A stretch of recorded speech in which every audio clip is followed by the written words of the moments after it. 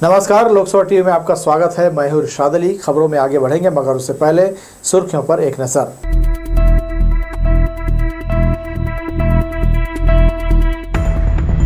30 सितंबर को science college मैदान में विशाल सभा को संबोधित करेंगे प्रधानमंत्री। मोदी के आगमन को लेकर जिला पुलिस और प्रशासन अलर्ट। सालों बाद बिलासपुर रेलवे स्टेशन बनेगा टर्मिनल। रेलवे ने तैयार किया मास्टर प्लान, मिलेगी महानगरीय सुविधाएं। अंतर्राष्ट्रीय वृद्धजन दिवस पर किया गया आयोजन। खेलकूद और मनोरंजन में बीता वरिष्ठजनों का दिन। और गणपति बप्पा की विदाई शुरू। बाजे गाजे के साथ युवाओं की टोलियां निकली सड़कों पर, हो रहे धार्मिक आयोजन। हमारे न्यूज हेडलाइंस के स्पॉन्सर हैं doctor CV Raman university. Doctor CV Raman university, करगी रोड, कोटा, बिलासपुर। ये थी सुर्खियां। खबरें विस्तार से। 30 सितंबर को प्रधानमंत्री नरेंद्र मोदी का बिलासपुर दौरा प्रस्तावित है। भाजपा की परिवर्तन यात्रा के समापन के लिए साइंस कॉलेज मैदान में भव्य डोम तैयार किया गया है। 600 फीट लंबे डोम में करीब 60,000 लोगों के बैठने की क्षमता है। बुधवार को आईजी अजय यादव और पुलिस अधीक्षक संतोष कुमार सिंह ने कार्यक्रम स्थल का निरीक्षण कर सुरक्षा व्यवस्था का जायजा लिया। प्रधानमंत्री नरेंद्र मोदी के बिलासपुर प्रवास को देखते हुए कार्यक्रम स्थल पर सुरक्षा के चाक चौबंद व्यवस्था किए जा रहे हैं। एसपीजी की टीम ने साइंस कॉलेज मैदान को अपने कब्जे में ले लिया है। बुधवार को आईजी अजय यादव और एसपी संतोष कुमार सिंह ने कार्यक्रम स्थल का निरीक्षण किया। साइंस कॉलेज मैदान में 600 फीट लंबा डोम तैयार किया गया है, जिसमें करीब 60,000 लोगों के बैठने की व्यवस्था है।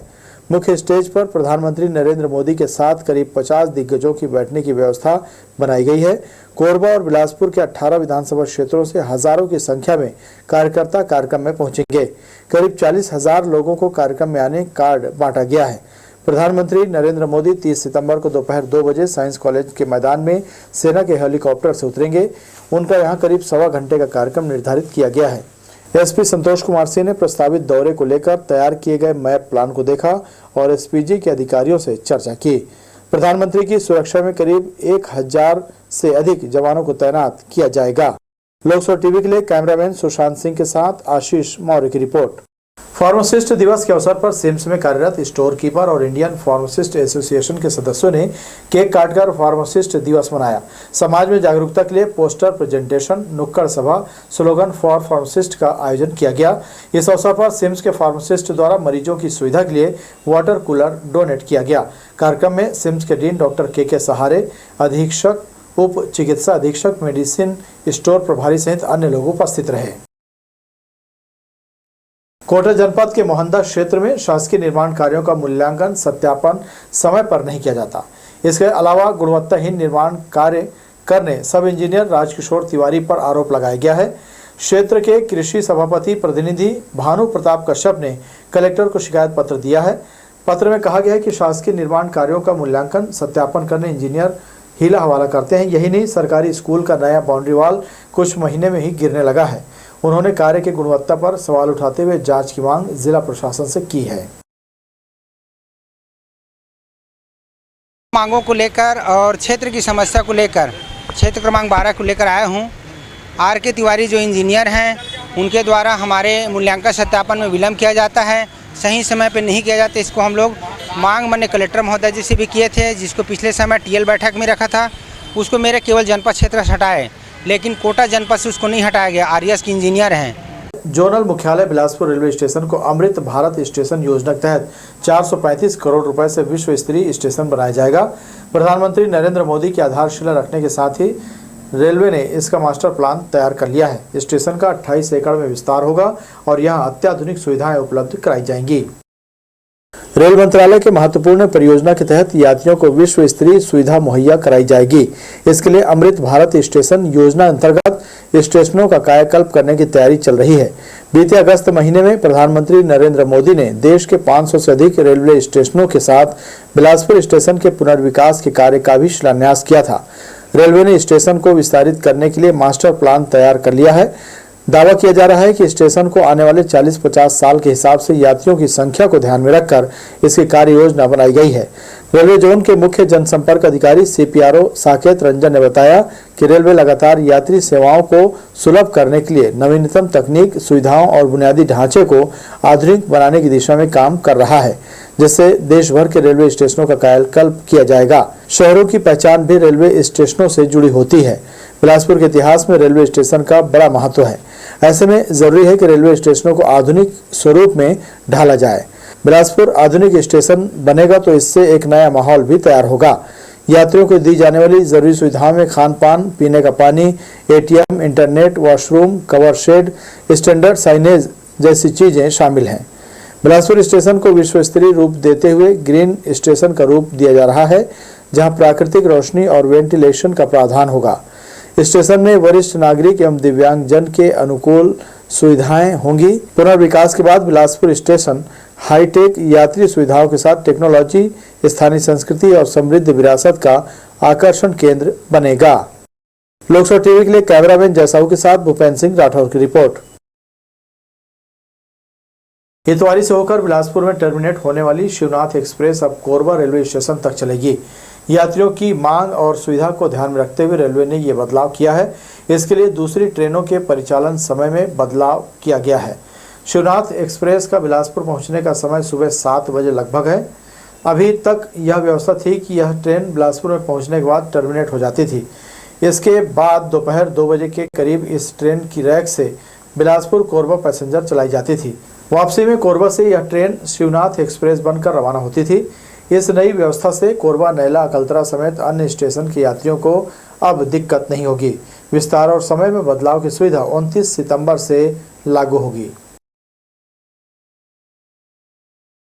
छत्तीसगढ़ से होकर चलने वाली 10 ट्रेनों को रेलवे ने फिर से रद्द किया है। 2 से 20 अक्टूबर तक ट्रेनें प्रभावित रहेंगी।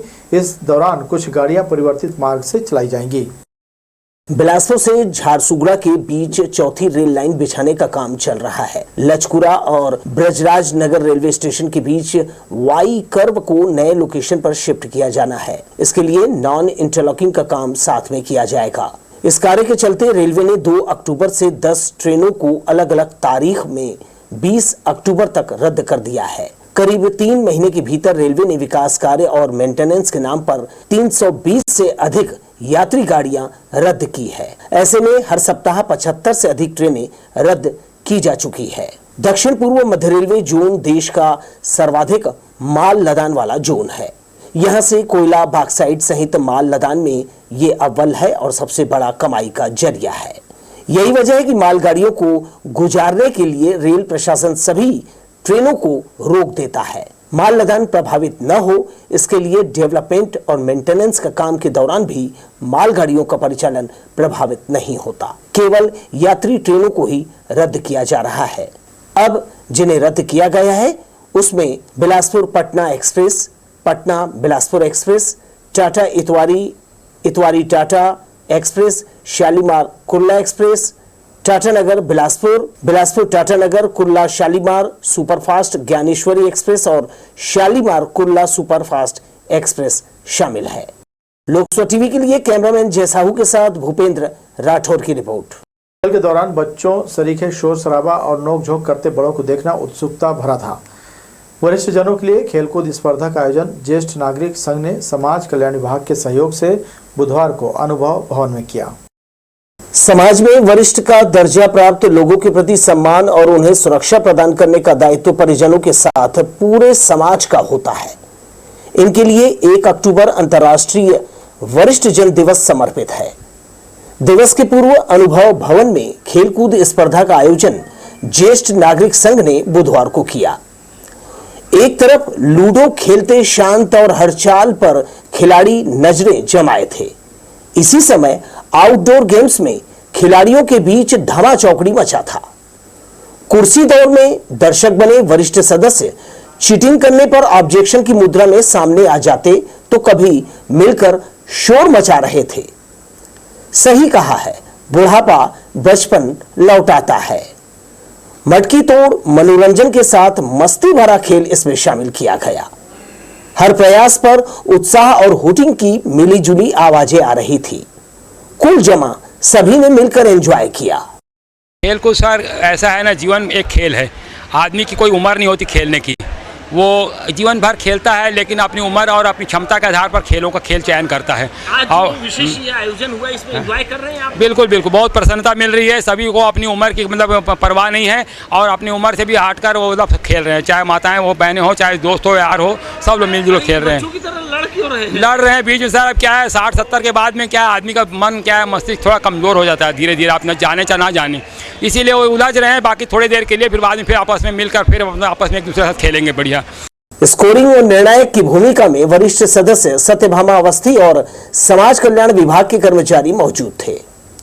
जीत हार की बधाई साथ दी गई। खेल स्पर्धा से वरिष्ठ जनों में जोश भर गया। बहुत पीछे हम लोग छोड़ चुके हैं इन चीज़ों को, लेकिन अभी भी मन में वो उमंग है ज्येष्ठ लोगों के कि हम कुछ खेलें, तो उनके हिसाब से खेल रखे जाते हैं और बड़े उत्साह से सब लोग भाग लेते हैं। और आगे ज्येष्ठ नागरिक संघ में यहाँ पे बच्चों के लिए और वरिष्ठ जनों के लिए खेलकूद निरंतर चलाने का हम लोगों का एक प्रयास है और आगे का हम लोगों का वो संकल्प भी है। बाकी दिनों के मुकाबले अनुभव भवन में इस आयोजन से ज्यादा रौनक छाई और ठहाके सुनाई दिए। कैमरामैन सतीश साहू के साथ दिलीप जगवानी, लोकसो टीवी, बिलासपुर। फोटो एडिट कर वायरल करने की धमकी देकर युवती से अनाचार करने वाले युवक को पुलिस ने गिरफ्तार किया है। जानकारी के अनुसार युवती शहर में रहकर कपड़े की दुकान में काम कर रही थी। इसी दौरान साथ में काम करने वाले मुंगेली निवासी ईश्वर प्रसाद गेंदले से उसकी जान पहचान हुई। युवती को उसकी एडिट फोटो दिखाकर सोशल मीडिया में वायरल करने की धमकी देकर उसके साथ शारीरिक संबंध बनाया। यह सिलसिला जब बढ़ता गया तो परेशान युवती परिजनों को लेकर सिटी कोतवाली थाने पहुंच गई। पुलिस ने आरोपी ईश्वर प्रसाद गेंदले को गिरफ्तार कर उसके खिलाफ धारा 376 के तहत कार्रवाई की है। ऑटो में सवार एक महिला का दूसरी महिला ने पर्स पार कर दिया। इसकी जानकारी पीड़िता को नेहरू चौक पहुंचने पर लगी। कुसमुंडा कोरबा की रहने वाली प्रिया कोरी ग्राम पाण से कोरबा जाने निकली थी। सकरी के पास ऑटो चालक ने एक बुजुर्ग महिला को ऑटो में बिठाया। प्रिया अपने पर्स में सोने के आभूषण रखे थे। जब उसने नेहरू चौक पहुंचकर किराया देने के लिए पर्स खोला तो उसमें जेवर नहीं थे। पीड़िता को समझते देर नहीं लगी कि ऑटो में बैठी अज्ञात बुजुर्ग महिला ने घटना को अंजाम दिया है। पीड़िता ने मामले की रिपोर्ट सिविल लाइन थाने में दर्ज कराई है।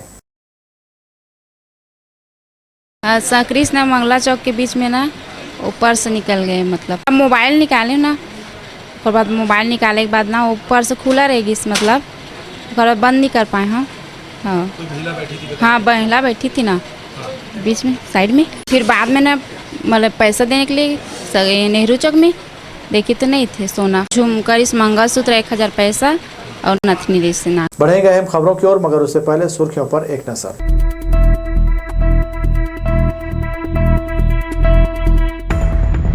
30 सितंबर को साइंस कॉलेज मैदान में विशाल सभा को संबोधित करेंगे प्रधानमंत्री। मोदी के आगमन को लेकर जिला पुलिस और प्रशासन अलर्ट। सालों बाद बिलासपुर रेलवे स्टेशन बनेगा टर्मिनल। रेलवे ने तैयार किया मास्टर प्लान, मिलेगी महानगरीय सुविधाएं। अंतर्राष्ट्रीय वृद्धजन दिवस पर किया गया आयोजन। खेलकूद और मनोरंजन में बीता वरिष्ठ जनों का दिन। और गणपति बप्पा की विदाई शुरू। बाजे गाजे के साथ युवाओं की टोलियां निकली सड़कों पर, हो रहे धार्मिक आयोजन। हमारे न्यूज हेडलाइंस के स्पॉन्सर हैं doctor CV Raman university. Doctor CV Raman university, करगी रोड, कोटा, बिलासपुर। प्रथम पूज्य भगवान श्री गणेश जी की 10 दिनों तक सेवा सत्कार और पूजा पाठ के बाद अब प्रतिमाओं के विसर्जन का सिलसिला शुरू हो गया है। डीजे और बैंड बाजे के साथ भक्तगण फिल्मी गानों की धुन पर जमकर थिरकते नजर आए। विसर्जन से पहले भक्तों द्वारा विधि पूर्वक भगवान विघ्नहर्ता की आरती की गई। इसके बाद नगर भ्रमण करते हुए गणपति बप्पा मोरया अगले बरस तू जल्दी आके जय घोष के साथ प्रतिमाओं का विसर्जन किया गया।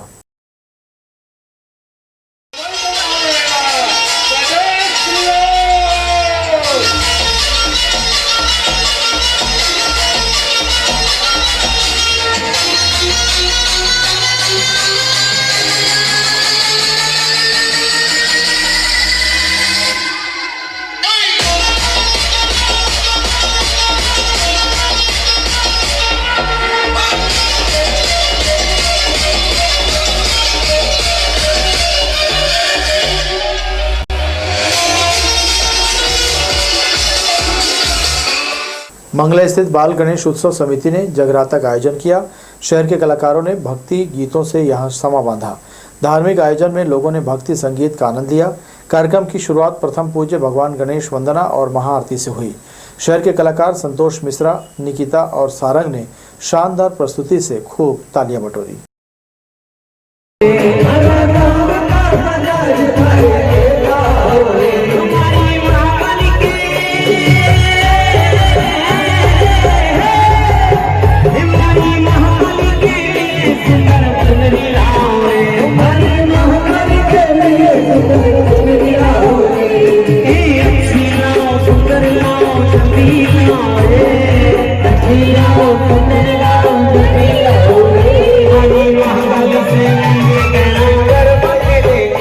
भाजपा की परिवर्तन यात्रा मंगलवार को लोरमी होते हुए मुंगेली पहुंची। बस स्टैंड के पास मंडी में सभा की गई, जिसमें केंद्रीय मंत्री मीनाक्षी लेखी, नेता प्रतिपक्ष नारायण चंदेल, विधायक पुन्नूलाल मोहले ने जनता को संबोधित करते हुए कांग्रेस की भूपेश सरकार पर जमकर निशाना साधा। उन्होंने कहा, भूपेश सरकार ने इन 5 सालों में कोई अच्छा काम नहीं किया है, जबकि भाजपा ने जो कहा वो कर दिखाया है। सभा के बाद रेस्ट हाउस में पत्रकारों से चर्चा करते हुए सांसद अरुण साव ने कहा, कांग्रेस के जितने वादे हैं सब झूठे हैं, युवाओं के साथ खिलवाड़ किया जा रहा है। मोदी सरकार निष्पक्ष है, सबका साथ, सबका विकास, सबका विश्वास, इस संकल्प को लेकर केंद्र सरकार कार्य कर रही है।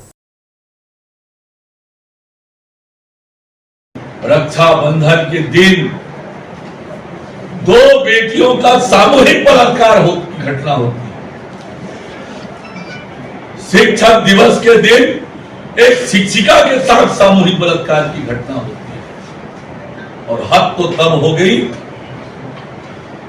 लड़की हूं, लड़ सकती हूं कहकर बोलने वाली प्रियंका गांधी के आगमन के दिन रायपुर में एडिशनल एसपी के कार्यालय के पार्किंग में 6 साल की बेटी के साथ सामूहिक बलात्कार की घटना। ये घटनाएं आम छत्तीसगढ़ के लोगों को चिंता में।